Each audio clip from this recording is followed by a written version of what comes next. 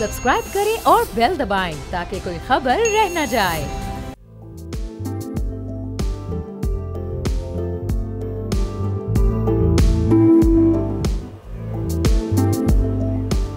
अस्सलाम वालेकुम, मैं अरबाज जहांगीर। आप देख रहे हैं प्रोग्राम व्यापार। किसी भी मुल्क की इकोनॉमी की ग्रोथ में उसके लार्ज स्केल मैन्युफैक्चरिंग यानी जो बड़ी सनतें होती हैं उनका बड़ा अहम किरदार होता है। और पिछले 4 से 5 माह में हमने देखा कि मुसलसल इंटरेस्ट रेट में कमी वाक़ हो रही है। 22% से अभी 13% पर आ चुका। 5 रिव्यूज़ में लगातार कमी हुई, लेकिन इसके बावजूद बड़ी सनतों की पैदावार में इसी अरसे में हमें कुछ कमी देखने को मिली है। अब इसकी मुख्तलिफ वजूहात हैं। जो एक इंटरेस्ट रेट का हायर साइड पर होना है वो तो अपनी जगह पर एक बड़ी वजह है। इसके साथ साथ जो महंगी बिजली, जो एनर्जी टैरिफ है, वो भी इस वक्त एक बड़ा मसला बना हुआ है। और हमने देखा था कि अक्टूबर के शुरू में यानी आज से तकरीबन 2 माह पहले 5 IPPs के साथ हुकूमत के नए मुआहदे होने की खबर की तस्दीक हुई थी। और उसके बाद अब ये सिलसिला बहुत आहिस्तगी के साथ बढ़ रहा है और अब मज़ीद एक IPP के साथ हुकूमत नए मुआहदे को करने की बात कर रही है। और अब इसकी भी इस वक्त ज़राए से तस्दीक हो रही है कि एक और IPP ऐसी है जिसके साथ अब ये नया मुआहदा किया जाएगा और इसके नतीजे में जो सालाना बचत होगी वो 300 अरब की होगी। तो अब इससे हमारी इंडस्ट्री को कैसे फ़ायदा हो सकेगा,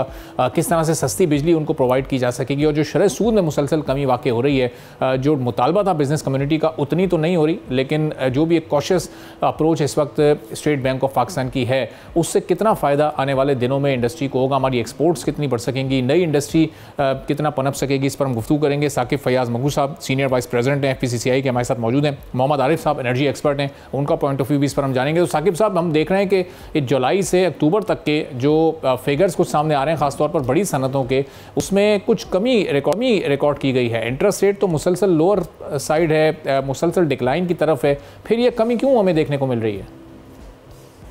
देखें, बात यह है कि जो एक्सपोर्ट है, एक्चुअली जो एक्सपोर्ट है वो तो उसमें जो पिछले साल थी, अगर आप पिछले साल के साथ कंपेयर करें तो वो 12.6 बिलियन थी और अब जो है वो 13.6 बिलियन जो है वो हमारी एक्सपोर्ट जो है, जो उस महीने को अगर हम वो करें कि इस साल और उस साल, तो ये तकरीबन कोई 12% जो है अभी हमारी एक्सपोर्ट इंक्रीज हुई है। लेकिन असल बात यह है कि इसमें जब तक एनर्जी प्राइसेस, जैसे कि आपने कहा, अब तक एनर्जी प्राइसेस जो हैं वो जब तक जो हमारा मुतालबा है कि 9 सेंट पे की जाए, क्योंकि रीजन में सबसे हाई है, हमारी जो कॉस्ट ऑफ डूइंग बिजनेस है या कॉस्ट ऑफ प्रोडक्ट है, उस वजह से एनर्जी की वजह से बहुत हाई है। अभी गवर्नमेंट ने मॉनेटरी पॉलिसी का ऐलान किया, उसमें हमारा मुतालबा उन्होंने माना और इंटरेस्ट रेट को कम किया, 2% 200 बेसिस पॉइंट्स को कम कर दिया। लेकिन मेरे ख्याल में ज्यादा होना चाहिए था और हम उम्मीद करते हैं कि आइंदा जब वो अनाउंस करेंगे तो सिंगल डिजिट में इंटरेस्ट रेट आ जाएगा। तो असल में गवर्नमेंट को तेजी के साथ इकदामात करने की जरूरत है। तमाम इंडिकेटर्स पॉजिटिव जा रहे हैं और आपकी जो है फॉरेन एक्सचेंज जो रिजर्व्स हैं वो भी बढ़ रहे हैं और उसमें स्टेबिलिटी भी आती जा रही है। आपकी जो इन्फ्लेशन है वो 4.9% हो गई है। मेरे ख्याल में जो इंडिकेटर्स हैं तो वो सपोर्ट करते हैं गवर्नमेंट को कि वो कुछ पॉजिटिव इकदामात करें और वो कुछ जो है वो इसमें ऐसी पॉलिसीज लेकर आए कि जिससे इंडस्ट्रियलाइजेशन और एक्सपोर्ट बढ़े। तो साकिब साहब, ये जो ड्यू रिलीफ है, यानी आप लोगों की डिमांड शायद 4 या 5% की थी, वो सिर्फ 2% अभी गवर्नमेंट ने कम किया, जो कि शायद आधा या आधे से भी कम है। तो ये अगर 3-4% मिलता तो बिज़नेस एक्टिविटी ज़्यादा जनरेट होती। इसी तरह जो IPPs वाला मामला है, उनसे नेगोशिएशन वाला मामला, वो भी बहुत आहिस्तगी के साथ आगे बढ़ रहा है और बड़े वन साइडेड फेज़ में बढ़ रहा है। सिर्फ कैपेसिटी पेमेंट्स या उन चार्जेस पर हुकूमत का पूरा फोकस है। उधर भी लाइन लॉसेस के फिगर हमने इस साल बढ़ते हुए देखे, हमने रिकवरीज कम होते हुए देखी हैं। जब ये सूरत हाल ऐसी रहेगी तो ये 9 सेंट वाला आपका मुतालबा तो नहीं पूरा हो सकेगा अगले चंद माह में भी?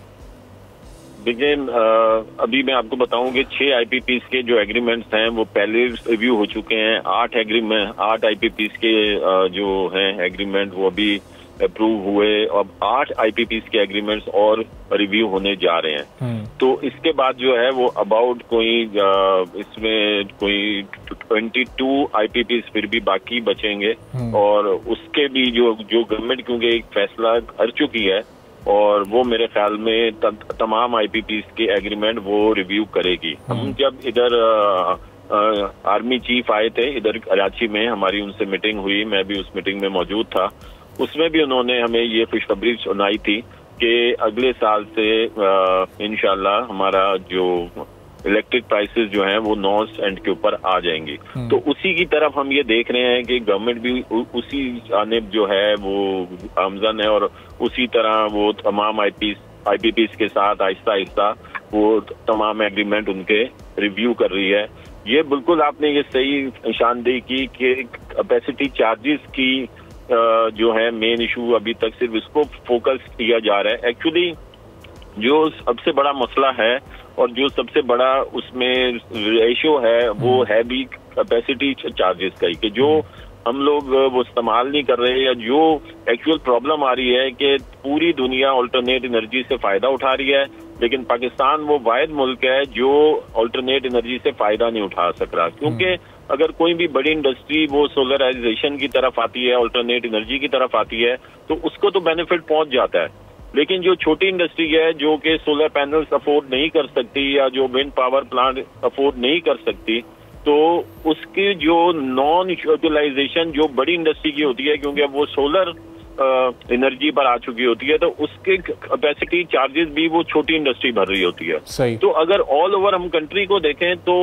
इससे सोलर से या अल्टरनेट एनर्जी से पूरे पाकिस्तान को फायदा नहीं होता, वो कोई ना कोई किसी ना किसी सूरत में कोई और इंडस्ट्री या कोई और सेक्टर उसको पे कर रहा होता है। तो यही हमारा है कि कम से कम कैपेसिटी चार्जेस को जो है उसको एड्रेस किया जाए। उसके बाद जो लाइन लॉसेज हैं उसका भी, क्योंकि हमारी जिम्मेदारी नहीं है, हम ये समझते हैं कि जो लाइन लॉसेज अगर कहीं भी चोरी हो जाती है तो ये नहीं हो सकता कि कहीं पर चोरी कहीं हो और पूरे मोहल्ले से उसका जो है वो लिया जाए कि जी यहाँ पर ये चोरी हो गई है और पूरा मोहल्ला उसकी कीमत अदा करे, कि जितनी भी नुकसान है वो पूरा मोहल्ला पूरा करे। ठीक है। तो ये जिसकी जिम्मेदारी है वही इसको पूरा करे और वो जिम्मेदारी अपने ऊपर ही ले। ठीक है, बहुत बहुत शुक्रिया साकिब फयाज मगू साहब, प्रेसिडेंट FECCI के हमारे साथ मौजूद थे। बड़े वैलिड आपके पॉइंट्स हैं और उस पर एक्सपर्ट ओपिनियन हम जान लेते हैं। मोहम्मद आरिफ साहब एनर्जी एक्सपर्ट हैं, हमारे साथ मौजूद हैं।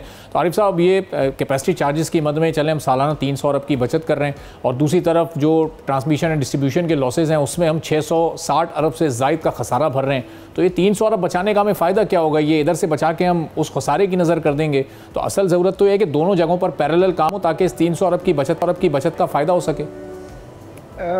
मेरा ख्याल है आपने वहाब साहब ऑलरेडी जवाब दे दिया है कि जो रियल इश्यूज़ हैं जिन पे फोकस करने की ज़रूरत है वो एफिशिएंसी है, आपकी कलेक्शन जो रेवेन्यू कलेक्शन है उसकी इम्प्रूवमेंट है, लॉसेस कम करने की है, करप्शन कम करने की है।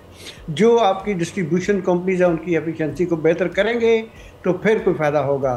बाकी कैपेसिटी पेमेंट में ये अच्छी खबर है कि ठीक है, इनको रीनेगोशिएट किया जा रहा है और करना चाहिए जहाँ भी पॉसिबिलिटी है, लेकिन उसके बाद जो रियल फ़ायदा अगर इकानमी को होना है तो वो है कि हम अपने घर को अगर ऑर्डर में करें, जो अपनी मैनेजमेंट है, जो मैनेजर्स हैं इलेक्ट्रिसिटी सेक्टर के, जो डिस्ट्रीब्यूशन कंपनीज़ के, वो अपने स्लीव्स टाइट कर लें, ऊपर कर लें, और इस पे बिल्कुल नेक नियति से अगर काम करना शुरू करेंगे तो तब जाके होगा। अदरवाइज़ ये कॉस्मेटिक्स है, जो कॉस्मेटिक्स इन ए वे ऊपर लेवल पे SIFC के लेवल पे बिल्कुल ये सही काम हो रहा है, लेकिन इसका ट्रिकल डाउन इफेक्ट जो है ना वो तभी आएगा जब इसकी करप्शन, लॉसेस और रेवेन्यू कलेक्शन, एफिशिएंसी, ये सारी चीज़ें इंप्रूव करेंगी। तो अच्छा, अब हमें अगर ट्रांसमिशन एंड डिस्ट्रीब्यूशन पर कोई काम भी करना है, उसमें कोई अपग्रेडेशन लेकर आनी है, तो अभी हम गुज़िश्ता रोज़ देख रहे थे, खबर आपकी भी नज़रों से गुजरी होगी कि एशियन डेवलपमेंट बैंक से हम 20 करोड़ 30 करोड़ का कर्जा ले रहे हैं। तो अब हमें अगर अपनी टेक्नोलॉजी को भी दुनिया के मुताबिक करना है या थोड़ा सा अपग्रेड करना है, उसके लिए भी हमें बैरूनी कर्ज़ों की ज़रूरत पड़ रही है। असल में ये बिल्कुल आपकी ये कंसर्न भी काफ़ी हद तक ठीक है। हमें आल दो दुनिया टेक्नोलॉजिकल एडवांसमेंट के हवाले से कहाँ चली गई है, हमारा अभी प्रिमिटिव लेवल के ये सिस्टम्स लगे हुए हैं और उन सिस्टम्स को भी हम खुद जो है वो बेहतर नहीं करना चाह रहे या बेहतर नहीं कर पा रहे। अगर हम वो जो भी कैपिटल कास्ट ऑलरेडी लगी हुई है उसी के अंदर ही रहते हुए अगर हम एफिशिएंसी लाएं तो बहुत फ़र्क पड़ सकता है। दूसरी तरफ ये है कि उसके अलावा आजकल जैसे मैंने अर्ज़ किया कि इवन विदाउट वायर एक स्मार्ट ग्रिड सिस्टम्स होते हैं, दुनिया में वो काम कर रहे हैं। हमारे यहाँ तो स्मार्ट क्या हार्ड ग्रिड सिस्टम भी ऑपरेट नहीं होते, लोड शेडिंग। और ये साकिब साहब ने बहुत सही फरमाया कि ये दो एक्शंस तो ठीक हो गए किसी हद तक। आपने इंटरेस्ट रेट कम कर लिए और आपने आईपीपीज के साथ रीनेगोशिएट कर लिया, लेकिन इंटरेस्ट रेट का फ़र्क जो है ना वो तो नई इन्वेस्टमेंट के लिए है। जो पुरानी इंडस्ट्री आपकी ऑलरेडी लगी हुई है उसको इंटरेस्ट रेट का फ़र्क नहीं पड़ता। हाँ, unless they really need to have some working capital या कोई लोन लेना पड़ता है तो कुछ फ़र्क पड़ेगा। अदरवाइज जो ऑलरेडी इंडस्ट्री लगी हुई है जिस पे कैपिटल कास्ट ऑलरेडी इन्वेस्टेड है उनको ये फ़र्क नहीं पड़ता। उनको फ़र्क पड़ता है कि ये एफिशिएंसी लेके आए, उनको फ़र्क पड़ता है कि एनर्जी की कास्ट उनको खासकर कम मिले। आपको याद होगा कि हमने बहुत सजेस्ट किया कि जी आप ये इनकी मेंटल कंजम्पशन जो है उस पर रेट कम कर दें। फेडरल गवर्नमेंट ने को किया, लेकिन अनाउंस तो किया, लेकिन टाइमिंग उसकी ऐसी आउट है कि उसका कोई इम्पैक्ट नहीं आएगा। क्योंकि सर्दी के अंदर उसमें इनकी मेंटल यूटिलाइजेशन ऑफ इलेक्ट्रिसिटी वो पॉसिबल इसलिए नहीं है कि ऑलरेडी जो रेट ऑलरेडी है डोमेस्टिक कंज्यूमर तो बिलीव मी वो ऑलरेडी जो लास्ट ईयर उन्होंने नंबर ऑफ यूनिट्स कंज्यूम की थी उससे नीचे ही जा रहे हैं। दूसरी चीज़ ये सोलर वाला जो अल्टरनेटिव एनर्जीज़ वाली बिल्कुल ठीक बात साकिब साहब ने की। उसमें भी ये बात है कि जो लोग इंडिविजुअल कैपेसिटी में जो सोलर लगा के थोड़े बहुत अपने बिल को कंट्रोल कर पा रहे हैं और ख़ासकर ये वही कर पा रहे हैं कि जिनको ये थोड़े बहुत कैपिटल इन्वेस्ट करने के लिए जिनके पास है कैपेसिटी, अदरवाइज नहीं। अच्छा, दूसरी तरफ एक तरफ तो हम ये कहते हैं कि कंजम्पशन बढ़ानी चाहिए और मैं I continue to support this idea या आर्गू दिस आइडिया कि कंजम्पशन इलेक्ट्रिसिटी की हमें बढ़ानी चाहिए। उसके लिए कंजम्पशन बढ़ाने के लिए हम जो भी इंसेंटिव दें ताकि एवरेज पर यूनिट कास्ट जो डिलीवर्ड इलेक्ट्रिसिटी की है वो कम हो जाए। अच्छा, उस पे कंजम्पशन बढ़ाने के लिए कोई इंसेंटिव मुझे खास नज़र नहीं आ रहे। और उससे ये क्या, दूसरी तरफ एक और काउंटर पॉलिसीज़ हैं। अच्छा, उस काउंटर पॉलिसीज़ से कहने से पहले मैं बिल्कुल इस चीज़ को ये मैं एडमिट करना चाह रहा हूँ कि आल दो मैं फुली सपोर्ट करता हूँ कि पंजाब गवर्नमेंट ने ये गरीब लोगों को जो 1 लाख सोलर सिस्टम देने की कोशिश कर रहे हैं या मतलब वादा किया हुआ है वो बिल्कुल ठीक है। लेकिन दूसरी तरफ उसका इम्पैक्ट ये है कि तकरीबन 100 मेगावाट इलेक्ट्रिसिटी जो ऑलरेडी ग्रिड सिस्टम से जा रही है वो उसकी डिमांड और कम हो जाएगी। सो ये चीज़ या उसकी क्योंकि डिमांड कम हो जाएगी तो आपको ग्रिड सिस्टम के ऊपर ऐसे इंसेंटिव देने चाहिए ताकि वो डिमांड कम ना हो, ताकि आपकी एवरेज कैपेसिटी चार्ज जो है वो कम ना हो। बिल्कुल। अच्छा, जो एग्रीमेंट्स कर रहे हैं, रीनेगोशिएट हो रहे हैं या टर्मिनेट, उन पे जो कमर्शियल टर्म्स होती हैं उस पे डिपेंड करता है कि इकानमी को कोई फ़ायदा उसका होगा या नहीं होगा। अब टू बी ऑनेस्ट मुझे नहीं पता कि किन कमर्शियल टर्म्स पे हो रहा है। अच्छा, अब कुछ प्रोजेक्ट ऐसे हैं जो नए लगे हुए हैं, उन प्रोजेक्ट्स को जनरली स्पीकिंग, कंसेप्चुअली स्पीकिंग, कि उन प्रोजेक्ट्स को तो अप फ्रंट अपनी कैपिटल कास्ट रिकवर करने की ज़रूरत है। लेकिन जो प्रोजेक्ट अपनी कैपिटल कास्ट या पे बैक पीरियड कर चुके हैं, वो क्रॉस कर चुके हैं वो वाली लिमिट, उनको तो टेक एंड पे नहीं, उनको टेक एंड पे लेके आ जाना। ये इस मैकेनिज्म का ये है कि जितनी यूनिट वो सप्लाई करें सिर्फ उन्हीं का पेमेंट हो, कोई कैपेसिटी चार्ज उनको पे ना हो। सो ये एक ऐसा कंसेप्ट है, अगर इस पे काम हो रहा है और आई एम श्योर SIFC के साथ ये कैपेसिटी या ये स्ट्रेंथ ज़रूर है कि इस एरिया में काम हो रहा है। तो आरिफ साहब, अभी जो काउंटर पॉलिसीज़ का आपने जिक्र किया, अब ये इनिशिएटिव तो लिया पंजाब गवर्नमेंट ने, अच्छी बात है कि वो गरीब घरानों को ये सोलर प्रोवाइड कर रहे हैं। सिंध हुकूमत भी 2 लाख घरों को देने जा रही है, KP की हुकूमत 1 लाख, फिर बलूचिस्तान भी 50,000 घरानों को ये देने जा रही है। चलें, वो अच्छी बात है, लेकिन अब इन्हीं सूबों के, पूरे मुल्क के जो अमीर लोग हैं जो अफोर्ड कर सकते हैं वो भी अपनी छतों पर लगाकर अपनी कंजम्पशन को इस वक्त कम कर रहे हैं। फिर वो ग्रिड से आने वाली बिजली तो नहीं सारा दिन इस्तेमाल कर रहे, तो वो भी कैपेसिटी चार्जेस तो अपनी जगह पर उसी तरह खड़े रहेंगे जब तक सारी IPPs विड्रॉ नहीं कर लेती, चूँकि कंजम्पशन तो मुस्तकिल कम हो रही है। बिल्कुल आपने सही, और मैं भी यही कंटिन्यूसली ये चीज़ आर्गू कर रहा हूँ कि हमारी जो पॉलिसीज़ है वो इंटीग्रेटेड नहीं है, उनमें आपस में सिनर्जी नहीं है। डिफरेंट प्रोविंसेस जो हैं डिफरेंट अपनी अपनी पॉलिसी पुश कर रहे हैं, जिसका ओवरऑल जो एनर्जी पॉलिसी पे वो काउंटर प्रोडक्टिव जा रही हैं। और ये सोलर वाली मैं टू बी ऑनेस्ट कंज्यूमर्स की मैं 100% सपोर्टर हूँ, but at the same time उससे ज़्यादा जो है ओवरऑल जो कंट्री की इकानमी है उसको हमें बहुत मद्देनज़र रखने की ज़रूरत है। और जो भी पॉलिसी हम बनाएं ओवरऑल कंट्री की इकानमी को सामने रख के बनाएं, क्योंकि आफ्टर ऑल वो पॉलिटिकल माइलेज के लिए तो फ्री दे लेंगे सोलर, लेकिन कल जो आपकी इकानमी है उसके लिए अगर और आपको लोन लेने पड़े, उसके पैसे कहाँ से आ रहे हैं? आप जो है वो 2-2 रुपये के लिए पेट्रोलियम प्रोडक्ट्स में 60 रुपये की आपने वो पेट्रोलियम लेवी रखी हुई है पर लीटर, उस 60 से 2 रुपये कम नहीं पा रहे हो आप। मतलब इतने ज़्यादा चार्जेस, इतने ज़्यादा टैक्सेस हैं वहाँ पे तो आप कम नहीं कर पा रहे हो। और ये जो सोलर अनाउंस किया जा रहा है ये सिर्फ पॉलिटिकल माइलेज के लिए है, इसका कोई रियल जिसको कहते हैं ना सिग्निफिकेंट कोई पॉलिसी ओवरऑल कंट्री की को उस फेवर में इसलिए नहीं है कि जो सारे फैक्टर्स हैं जो कंट्रीब्यूट करते हैं एनर्जी सप्लाई पे, उसकी कास्ट पे, उन सारे फैक्टर्स को एक जिसको कहते हैं ना कंसिडर करते हुए पॉलिसी बनानी चाहिए। ठीक है, चलें, बहुत बहुत शुक्रिया मोहम्मद आरिफ साहब एनर्जी मौजूद थे। गुफ्तगू आपने सुनी। एक छोटा सा ब्रेक लेते हैं। ब्रेक के बाद अब पाकिस्तान की हुकूमत और ख़ास तौर पर वज़ीर ख़जाना बहुत कॉन्फिडेंट हैं कि हम IMF को खैरबाद कहने जा रहे हैं और बिज़नेस कम्युनिटी को उन्होंने इस खबर से आगाह भी किया। अब क्या स्ट्रेटजी होगी, किस तरह से मुमकिन हो सकेगा और कितना इसमें वक्त लग सकता है, उसके लिए क्या क्या इक़दाम करने होंगे, इस पर बात करेंगे एक छोटे से ब्रेक के बाद।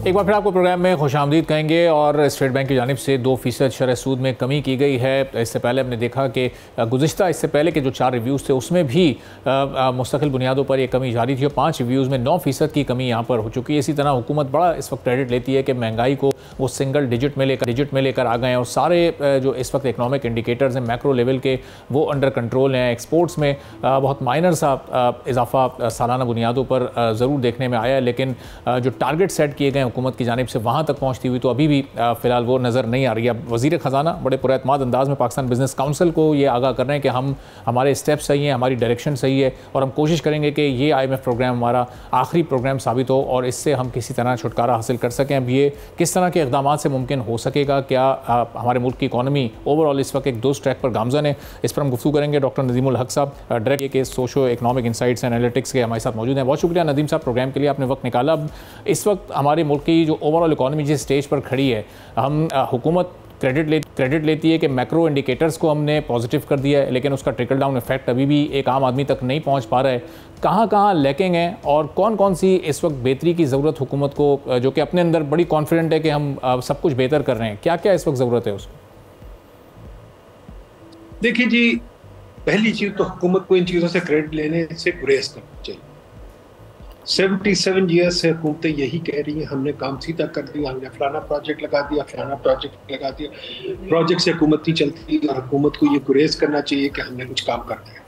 नंबर 2 बात ये कि अभी हम IMF प्रोग्राम में और ये पहला IMF प्रोग्राम नहीं, हमारा 24 या 25वां IMF प्रोग्राम, यानी कि हमने ज़िंदगी में पूरी अपनी कंट्री की हिस्ट्री में IMF प्रोग्राम से बाहर नहीं निकला। नदीम साहब, ये ज़ाहिर है बहुत हद तक हमें कोशिश इस वक्त हुकूमत की ज़बानी हद तक तो नज़र आ रही है कि इकॉनमी के इंडिकेटर्स को दुरुस्त करने की कोशिश कर रहे हैं, लेकिन कोई लाइन ऑफ एक्शन, कोई क्लियर स्ट्रेटजी आपको इस वक्त नज़र आ रही है इनके पास? ये सिवाय IMF प्रोग्राम के और लोगों से भीख मांगने के और हमारे पास कुछ नहीं है। इस पर टैक्सेस हमने बहुत ज़्यादा लगा दिए हैं और हमने एक्सचेंज रेट को कंट्रोल किया हुआ है और हमने कोशिश की हुई है कि इकॉनमी बाहर इन्वेस्टमेंट से चाहिए लोकल इन्वेस्टमेंट्स में। लोकल इन्वेस्टमेंट भी है, लोकल इन्वेस्टमेंट बाहर हम इस पे अनाउंस कर चुके हैं, किताबें लिख चुके हैं। लोकल इन्वेस्टमेंट की जरूरत नहीं पड़ती कि लोग घबराए हुए हैं। एक तो ये जो रोज टैक्स करने की रेजीम है, रोज टैक्स चेंज करना, ये एक स्टूपिडिटी है। नंबर 2, रोज और डॉक्यूमेंटेशन हम सब डॉक्यूमेंटेड है, मेरा सब कुछ है भाई, खुदा के वास्ते छोड़ दे डॉक्यूमेंटेशन की बातें। पूरी दुनिया में काम होता है। अमेरिका में जब जाके आप फ्लैट्स लेते हैं फील्ड वगैरह में डॉक्यूमेंटेशन नहीं इतनी होती जितनी हमारे यहाँ होती है। नंबर 3, आप परमिशनों का निज़ाम, परमिशनिस्तान ख़त्म कर दें। हर चीज़ पर परमिशन, हर चीज़ पर परमिशन, हर चीज़ पर प्रूव करना पैसे कहाँ से है भाई, कोई दुनिया में नहीं प्रूव कर सकता। ये छोड़ दें बातें। करप्शन को पकड़ना है, डायरेक्ट तरीके उनको पकड़ें, जरूर पकड़ें, कौन कहता ना पकड़ें। लोगों को काम करने दें। हमारी बिजनेस बहुत छोटी छोटी हैं, उनको बड़ा होने दें। बच्चे अभी छोटे, मतलब इनसे 100-200 मिलियन डॉलर की बिजनेस है जो कुछ ना होने के बराबर है। नंबर 3, खुदा के वास्ते निज़ाम ठीक करें। ये जो पेट्रोल ज़ाया करते हैं बार बार गंदी बिजली बनाने में, बिजली का निज़ाम बेवकूफ़ वाला निज़ाम है, इसको ठीक करें। बहुत सारी बातें हैं जो हर बारी मैंने 50 बारी टीवी पे की हैं, पर इस पर कोई नहीं होता। काम सिर्फ ये होता है अपने आप को थपकी देने कि हाँ जी हमारा काम हो गया, IMF ने काम कर दिए। जो कॉम IMF में होती है वो इमरजेंसी वार्ड में होती है, उसके ऊपर कंग्रेचुलेशन भी होनी चाहिए, अफसोस होना चाहिए कि हमारा रिश्ता इमरजेंसी वार्ड में चला गया। हम इमरजेंसी वार्ड बैठे तक कोई होती दावे कर। तो नदीम साहब, लोकल इन्वेस्टमेंट की इंपॉर्टेंस की तरफ जो आपने तवज्जो दिलाई, अब ये इस वक्त जो जिस तरह आहिस्ता आहिस्ता इंटरेस्ट रेट में हम कमी देख रहे हैं, तो इसके बाद लोकल इन्वेस्टर का एतमाद क्या किसी हद तक बढ़ सकता है और ये इन्वेस्टमेंट में इजाफा हो सकता है आने वाले दिनों में? देखिए जी, इन्वेस्टमेंट का बहुत कमज़ोर रिश्ता होता है इंटरेस्ट रेट के साथ। अच्छा। इन्वेस्टमेंट के अगर आपने उनके पैरों में बेड़ियां बांधी कि जनाब रोज इंस्पेक्टर आके चेक करेगा, रोज आप उनको पूछेंगे भाई ये पैसा कहाँ से है, भाई बताओ, भाई ये टैक्स जाए तो भाई ये करो, या इन्वेस्टर अपना काम कर सकता है या ये इन चीजों से सकता है, या इन्वेस्टर अपना काम कर सकता है या सरकारी दफ्तर फाइल को पहिए लगाने चाहिए। पर फाइल को पहिए लगाने वाले मलिक रियाज जैसे बंदे कर सकते हैं, आम इन्वेस्टर नहीं कर सकता। तो जब तक आप फाइल को पहिए लगाने बंद नहीं करेंगे, जब तक आप ये काम नहीं करेंगे, इंस्पेक्टरों का काम खत्म नहीं करेंगे, जब तक आप पूछ-गछ का निज़ाम नहीं खत्म करेंगे, जब लोगों को काम नहीं करने देंगे, इंटरेस्ट रेट से कोई फायदा नहीं होगा। इंटरेस्ट रेट अपनी जगह है, मैं बार बार ये भी कह चुका हूँ, इंटरेस्ट रेट अपनी जगह। दूसरी चीज़ ये है, आप स्टॉक मार्केट के थ्रू पैसे रेज करें। ये सेठ जो है स्टॉक मार्केट के थ्रू रेज नहीं करना चाहते। स्टॉक मार्केट हमारी छोटी सी इतनी सी बिंदी सी है और स्टॉक मार्केट में हम इन्वेस्ट भी नहीं करना चाहते। सेठ जो है वो अपना शेयर नहीं स्टॉक मार्केट में देना चाहते, वो 60-70% अपने पास रखते हैं, 20-30 देते हैं लोगों को। लोन से नहीं चलता ये, बिल्कुल आप देख ले, कोई भी बड़ी कंपनी ले ले, गूगल, फेसबुक, IBM, एप्पल, जो भी, या GM या वो डेट से नहीं चलते, वो एक चलते हैं एक्टिव से। तो हमें अपना किबला हर चीज में सीधा करने की जरूरत है। अनफॉर्चुनेटली पता ही हुकूमत सोच से नहीं, कंसल्टेंट्स या सुना मीटिंग कॉल की है। मैं बड़ी दफा कह चुका हूँ, मीटिंग कॉल करनी बंद करें, तहकीक कॉल करें, मीटिंग ना कॉल करें। तो नदीम साहब, जिन रिफॉर्म्स की तरफ आप इशारा कर रहे हैं, ज़ाहिर ये तो इदारा जाती बड़े लेवल के रिफॉर्म्स हैं। अब इससे पहले तो इदराक भी होना चाहिए इन तमाम गलतियों का या इन तमाम खामियों का कि हाँ, हमसे ये गलतियाँ माजी में हुई हैं, तभी हम उसको सीख कर आगे उसको बेहतर कर सकते हैं। तो ये वाली इंटेंशन या विल ये आपको कहीं नज़र आ रही है? चूँकि इस वक्त तो सिर्फ चंद एक इंडिकेटर्स पर ही काम हो रहा है और उसी का क्रेडिट लेने का सिलसिला जारी है, कहीं कोई रिफॉर्म प्रोसेस तो नहीं आगे बढ़ता हुआ नज़र आ रहा? आपने बड़ी अच्छी बात की, कोई एतराफ़ नहीं करता कि हमने इतना कर्जा क्यों लिया, कोई इंक्वायरी ना कर्जा लिया। आफ्टर ऑल ये जो इतनी बिजली का इंतजाम हमने पर, आपने इतने जी इंतजाम बना दिए, अगले मैं सुना 2 साल में और आ रहा है, जबकि अभी हमारे पास सक्सेस सप्लाई है। आप इतनी रहते हैं। नंबर 2, आपने बिल्कुल ठीक कहा, हमें इतनी ज्यादा ये मेट्रो बनाने की जरूरत क्या थी? हमें बसें चाहिए थी सड़कों पे, हमें ये तो नहीं चाहिए था कि कंक्रीट चाहिए था। तो बहुत सारी बातें करनी, इतनी यूनिवर्सिटी क्यों बना दी? हमें क्यों चाहिए थी 260 यूनिवर्सिटी, जबकि हमारे पास प्रोफेसर 2 के लिए नहीं है? तो बहुत सारी चीजें जो बात, कन्वेंशन सेंटर क्यों चाहिए था, स्टेडियम क्यों चाहिए जब स्पोर्ट्स ही नहीं होती? ये जो PSTB के निज़ाम में जिसको जी ठीक है, चलिए, बड़े वैलिड पॉइंट्स हैं नदीम साहब, और इंशाल्लाह अगली सेटिंग में इस पर मजीद भी डिटेल से बात करेंगे। बहुत बहुत शुक्रिया नदीम उल हक साहब, ये हमारे साथ मौजूद थे। इसी के साथ नाज़रीन आज के प्रोग्राम से इजाज़त दीजिए, अल्लाह हाफ़िज़।